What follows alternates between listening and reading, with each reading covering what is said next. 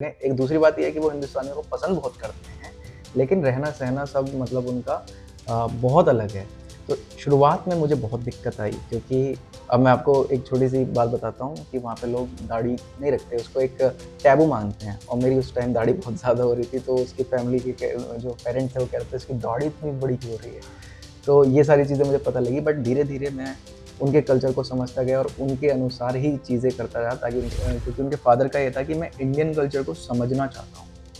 तो मैंने ये प्लान किया कि मैं पहले उनको इंडियन कल्चर का एक छोटा-सा रूप दिखाऊँगा।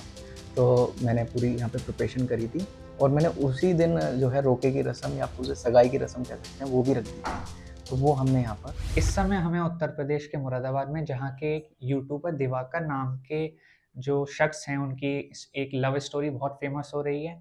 20 दिन के वीज़ा पे उनकी लव स्टोरी फेमस हो रही है, जो ईरान से एक लड़की फैज़ा नाम की आई हैं मुरादाबाद। हम उनके घर पे मौजूद हैं, हमारे संग यूट्यूबर दिवाकर भी मौजूद है, उनसे बात करते हैं कि किस तरीके से उनकी पूरी लव स्टोरी शुरू हुई और क्या अभी तक उसमें अपडेट। जी, क्या नाम है आपका? दिवाकर नाम है मेरा। जी, किस तरीके से आपकी ईरान की लव स्टोरी शुरू हुई है और अभी इसमें क्या अपडेट है? पूरी लव स्टोरी अपने हमें बताइए। ये फ़िलहाल 3 साल पहले की बात है जब मेरी और फ़ाइज़ा के जो है कॉन्टैक्ट हुआ था अ, इंस्टाग्राम पे। तो उसके बाद से धीरे-धीरे जो है बातें होना शुरू हो गई और शुरुआत में तो हम अपने देशों की बातें कर रहे थे कि आपके देश में क्या अच्छा है क्योंकि मैं ट्रैवल ब्लॉग्स करता था पहले अपने यूट्यूब के चैनल पे। उसके बाद हम थोड़ा और ज़्यादा अच्छे से मतलब एक-दूसरे को समझने लगे, तो वो धीरे-धीरे वो जो है वो प्यार में तब्दील हो गया। फिर हमने मन बनाया कि हमें मिलना चाहिए और शादी का प्रस्ताव एक-दूसरे के परिवार के सामने रखना चाहिए। तो पहले मैं गया था ईरान और पिछले साल की बात है और मैं उसकी फैमिली से मिला। वहाँ का सब मैंने प्रोसेस किया, उसके बाद फिर मैं यहाँ गया और फिर अब फ़ाइज़ा यहाँ पर है। फ़ैज़ा यहाँ पर हैं, तो आप जब वहाँ गए थे ईरान में तो आप टूरिस्ट वीज़ा पर गए थे। जी। अब वो यहाँ कैसे आई हैं? जी, वो भी टूरिस्ट वीज़ा पे आई हैं। कितने दिन का वीज़ा है? इनका 20 दिन का वीज़ा है और क्योंकि अभी ये भी इसलिए आई हैं क्योंकि पहले मैंने उधर का जो प्रोसेस था वो कंप्लीट कर लिया। अब वो इधर का प्रोसेस कंप्लीट कर लें, तो हम लोग सब दोनों परिवार निश्चिंत हो जाएगा कि हाँ, ये सारी चीज़ें हो गई, फिर जो भी उनकी रिलीजन से रीति-रिवाज़ है वो हम करेंगे, फिर अपने रिलीजन से जो रीति-रिवाज़ है वो हम करेंगे। क्योंकि आप भी ईरान गए थे, तो आपने उनके परिवार वालों को कैसे मनाया? कैसे उनको सैटिस्फाई किया कि हाँ, कोई दिक्कत नहीं हाँ। होगी?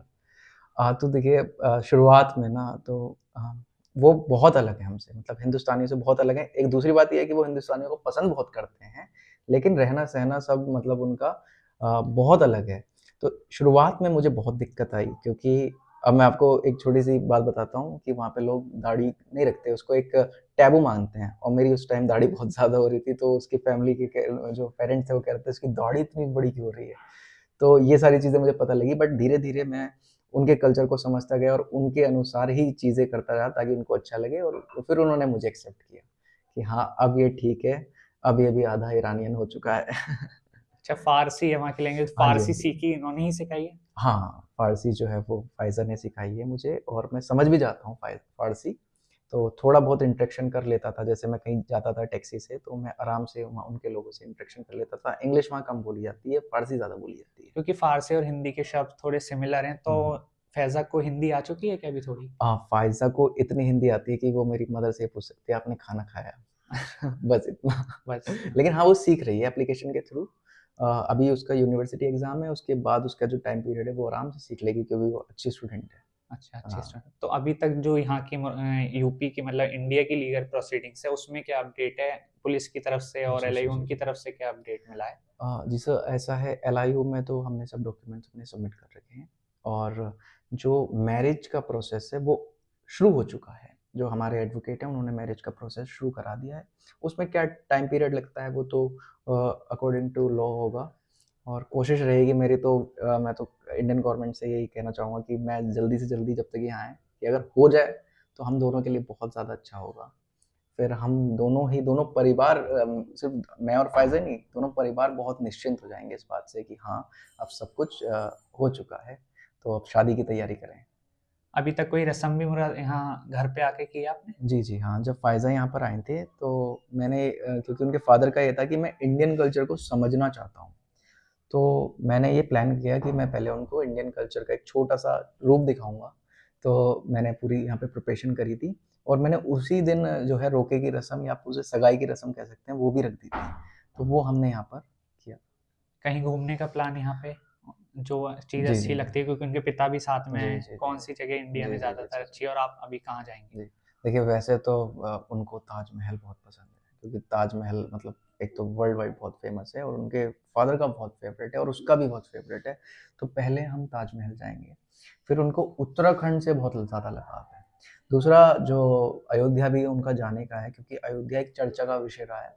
तो वो समझना चाहते हैं कि ऐसे ऐसा क्या है मतलब अयोध्या में वहाँ की जो इतना ज़्यादा चेंजेज़ हुआ चाहे राम मंदिर बना। तो वो वहाँ जाके देखना चाहते हैं, उन सब चीज़ों को एक्सप्लोर करना चाहते हैं। जब वो इंडिया आए हैं तो कम से कम इंडिया कल्चर को एक्सप्लोर करें, प्लेसेस को एक्सप्लोर करें, तभी कुछ उसका अच्छा नतीजा निकलेगा क्योंकि हर इंडिया में क्या है ना, हर जगह जाके कल्चर चेंज हो जाता है। तो जब वो ये चीज़ देखेंगे तो और बेटर तरीके से समझ पाएँगे इंडिया तो दोनों फैमिली एक दूसरे को अब धीरे-धीरे समझने लगी। को। बिल्कुल, बिल्कुल, दोनों फैमिली बहुत ज़्यादा क्लोज़ आ चुके हैं और इवन पहले भी वीडियो कॉल पे बात होती थी बट अब बहुत ज़्यादा क्लोज़ आ चुके हैं, दोनों ही फैमिली। ठीक है, थैंक यू हमसे बातचीत करने के लिए।